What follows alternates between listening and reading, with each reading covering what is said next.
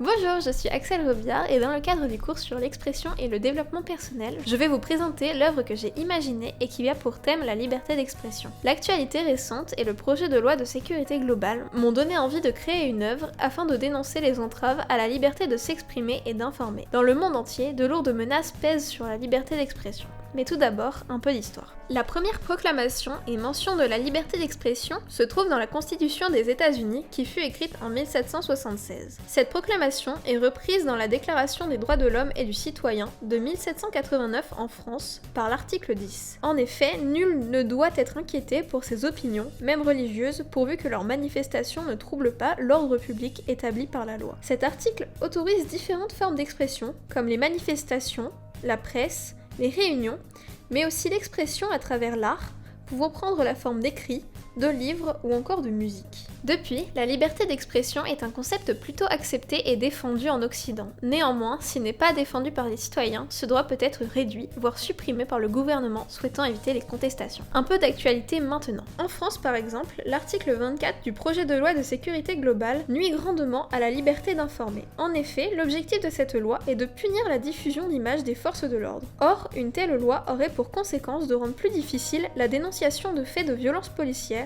et les personnes en diffusant les images pourraient être condamnées.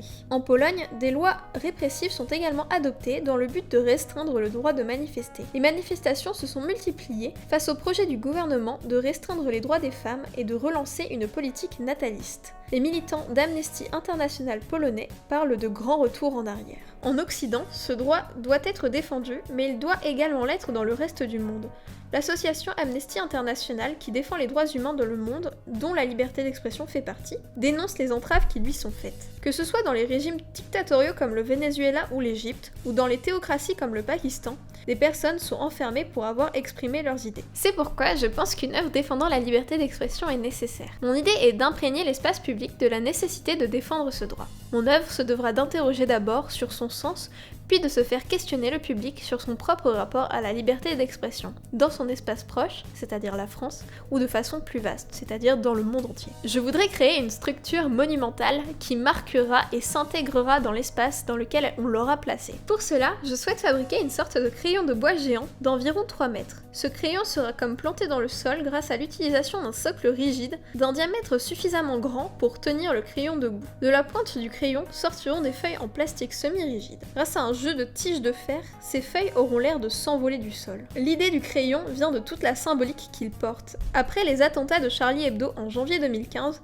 le crayon est devenu tout d'abord un symbole de la caricature, mais ensuite, plus largement, un symbole de la liberté d'expression. On peut le voir dans ce dessin de Plantu, qui parodie le tableau La liberté guidant le peuple de Delacroix, ou encore dans ce dessin de presse du dessinateur libanais Haddad. Pour les feuilles de papier, il symbolise plus simplement les écrits. Cela peut être des articles de presse, des critiques d'œuvres, des prises de position, voire des articles de loi. L'idée me vient de la locution latine verba volant scripta manent, soit en français les paroles s'envolent, les écrits restent. Ce que j'ai voulu symboliser, c'est que les écritures et le droit à l'écriture, qui est une forme d'expression, peuvent aussi s'envoler si nous ne luttons pas pour défendre ce droit face à tout ce qui le menace. Je pense que l'œuvre est susceptible d'enrichir n'importe quel lieu, mais l'idéal serait d'être devant un lieu de connaissance, de savoir, mais surtout de formation à l'expression et à l'esprit critique. Je pense évidemment au parvis d'une bibliothèque. Le parvis de la bibliothèque universitaire de La Rochelle serait idéal pour cela, car c'est un espace relativement fermé dans lequel l'œuvre ne sera pas noyée par les espaces vides qui l'entourent.